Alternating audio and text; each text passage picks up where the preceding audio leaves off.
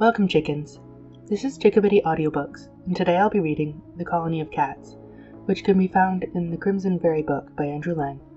This work is in the public domain, and the full text is linked in the description below if you'd like to follow along. The Colony of Cats.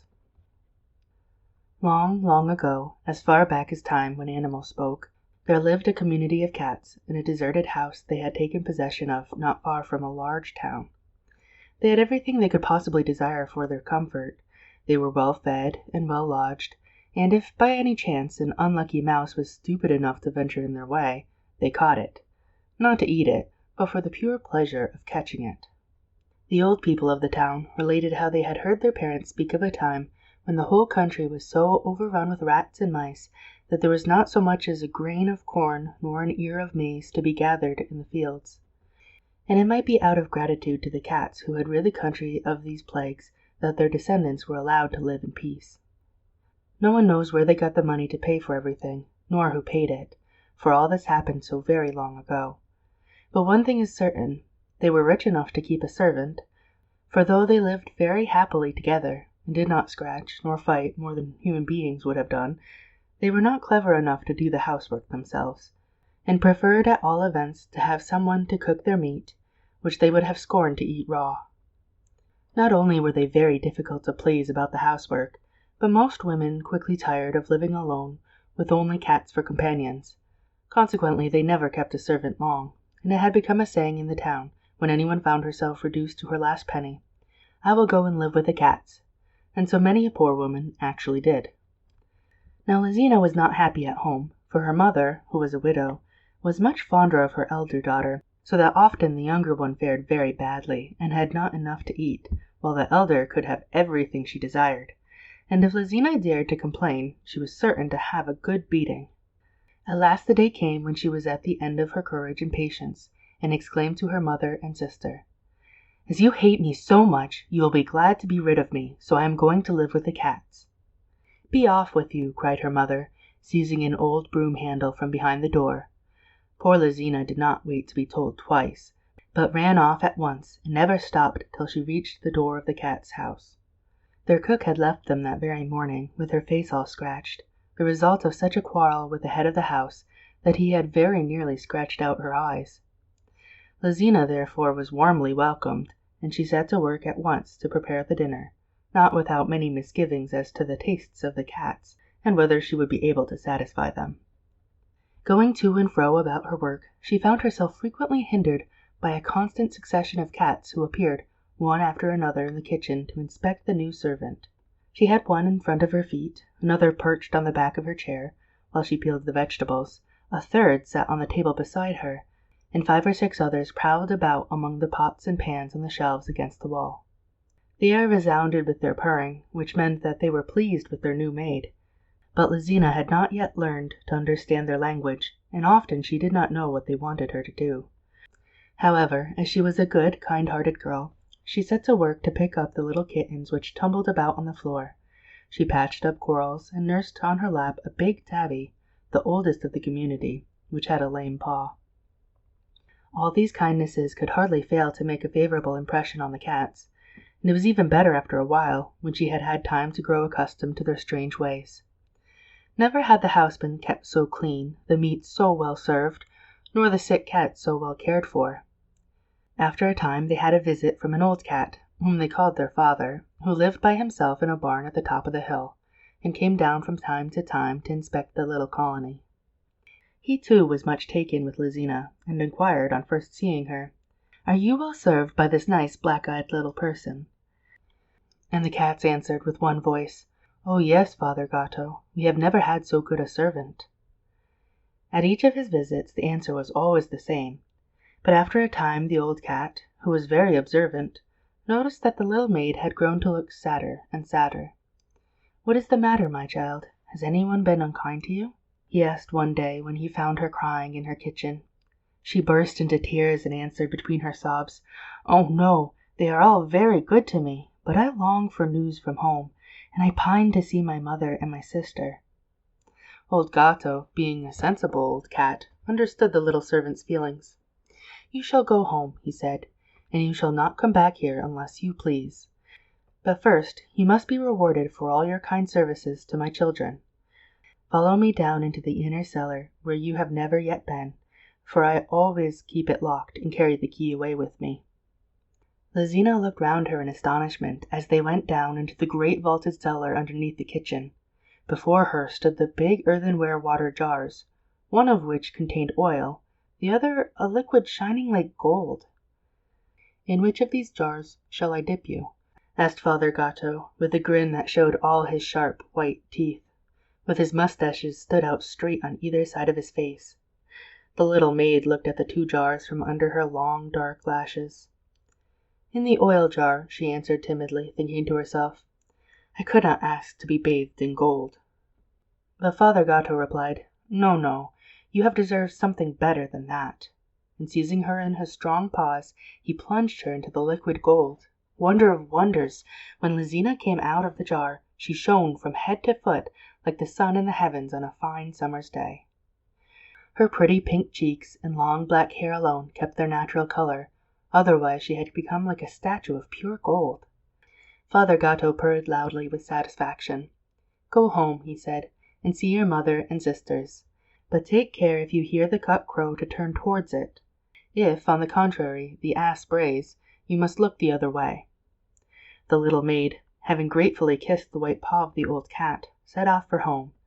But just as she got near her mother's house, the cock crowed, and quickly she turned towards it. Immediately a beautiful golden star appeared on her forehead, crowning her glossy black hair. At the same time the ass began to bray, but Lizina took care not to look over the fence into the field where the donkey was feeding. Her mother and sister, who were in front of their house, uttered cries of admiration and astonishment when they saw her, and their cries became still louder when Lizina, taking her handkerchief from her pocket, drew out also a handful of gold. For some days the mother and her 2 daughters lived very happily together, for Lizina had given them everything she had brought away, except her golden clothing, for that would not come off, in spite of all the efforts of her sister, who was madly jealous of her good fortune.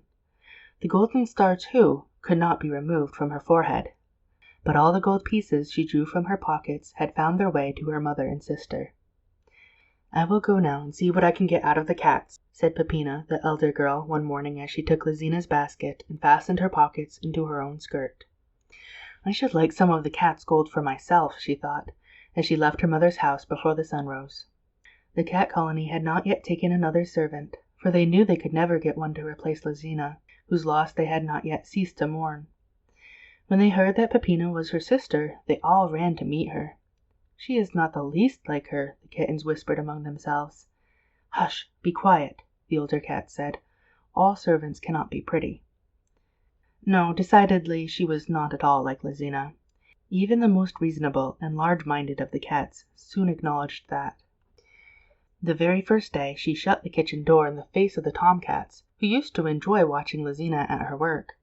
And a young and mischievous cat who jumped in by the open kitchen window and alighted on the table got such a blow with the rolling pin that he squalled for an hour. With every day that passed the household became more and more aware of its misfortune. The work was as badly done as the servant was surly and disagreeable. In the corners of the rooms there were collected heaps of dust, spiders' webs hung from the ceilings, and in front of the window panes the beds were hardly ever made, and the feather beds, so beloved by the old and feeble cats, had never once been shaken since Lizina left the house. At Father Gatto's next visit he found the whole colony in a state of uproar. "Caesar has one paw so badly swollen that it looks as if it were broken," said one. "Peppina kicked him with her great wooden shoes on. Hector has an abscess in his back where a wooden chair was flung at him, and Agrippina's 3 little kittens have died of hunger beside their mother because Peppina forgot them in their basket up in the attic. There is no putting up with the creature. Do send her away, Father Gatto. Lizina herself would not be angry with us. She must know very well what her sister is like." "Come here," said Father Gatto, in his most severe tones to Peppina, and he took her down into the cellar and showed her the same 2 great jars which he had showed Lizina. "In which of these shall I dip you?" he asked, and she made haste to answer, "In the liquid gold," for she was no more modest than she was good and kind. Father Gatto's yellow eyes darted fire.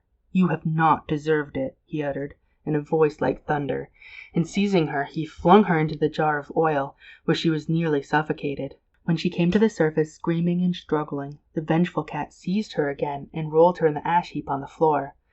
Then when she rose, dirty, blinded, and disgusting to behold, he thrust her from the door, saying, "Be gone, and when you meet a braying ass, be careful to turn your head towards it." Stumbling and raging, Peppina set off for home, thinking herself fortunate to find a stick by the wayside with which to support herself.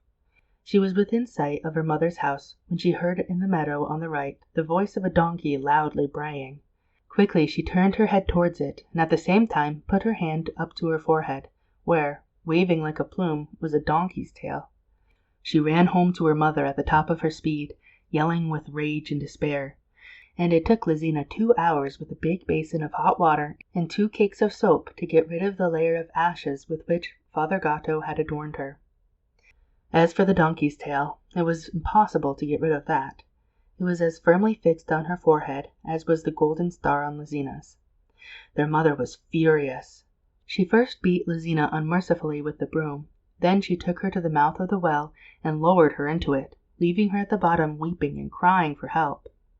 Before this happened, however, the king's son, in passing the mother's house, had seen Lizina sitting sewing in the parlor, and had been dazzled by her beauty.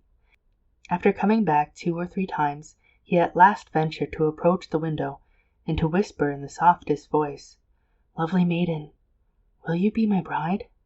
And she had answered, "I will." Next morning, when the prince arrived to claim his bride, he found her wrapped in a large white veil.